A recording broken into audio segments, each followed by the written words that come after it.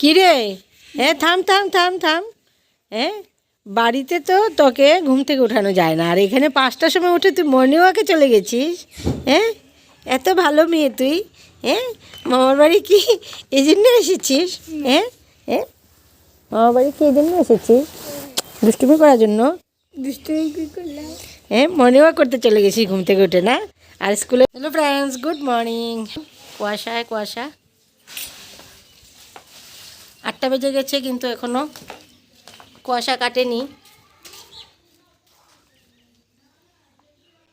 পেঁয়াজ পাতা খাস নাকি?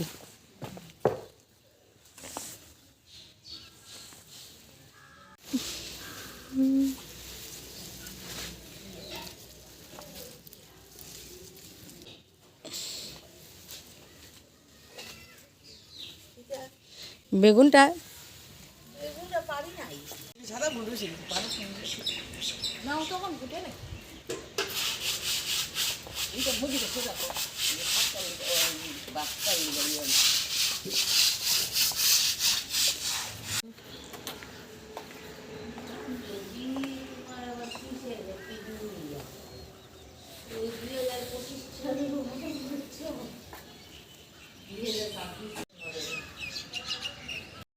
এসে তো পড়েছি বাবার বাড়িতে, এবার সবার ঘাড়ের উপরে বসে বসে খাবো।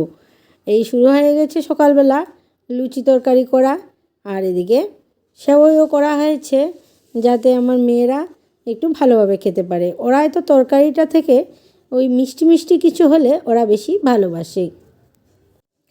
ছোলার তরকারিটা খুবই ভালো হয়েছিল।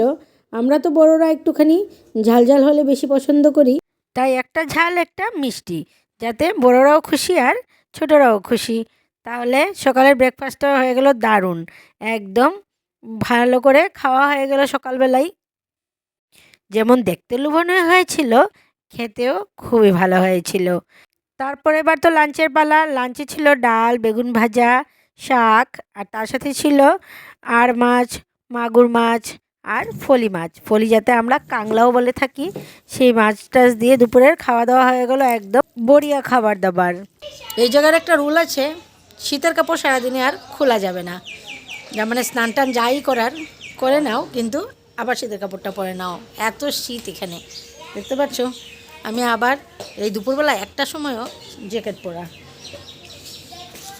তাহলে যাই দেখি মেয়েরা কি করছে। তুমি কি রোদ পাইতেছো? রোদে বেরিয়েছো দেখি। কী হয়েছে, হাত কাটছে নাকি না কী হয়েছে?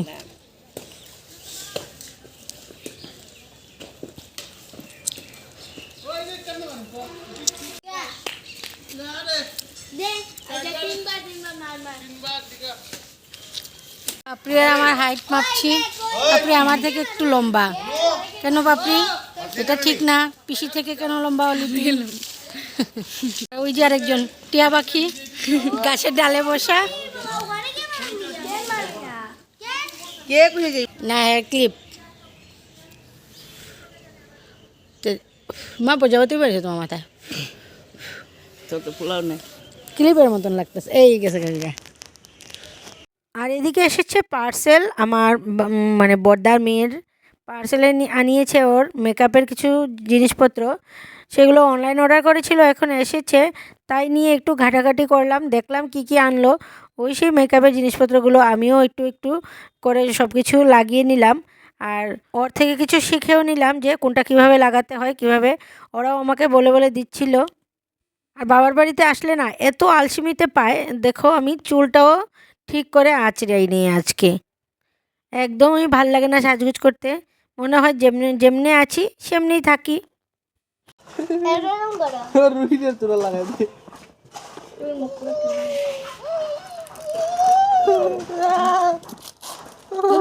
কইবে কিছু তো বোঝাও যায় না।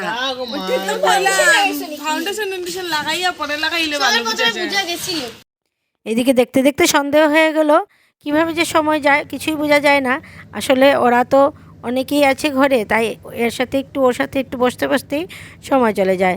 তাহলে আজকের মতন আর এইটুকুই। তোমরা সবাই সুস্থ থাকবে, ভালো থাকবে, টাটা বাই বাই। দেখা হচ্ছে আবার নেক্সট কোনো ব্লগে।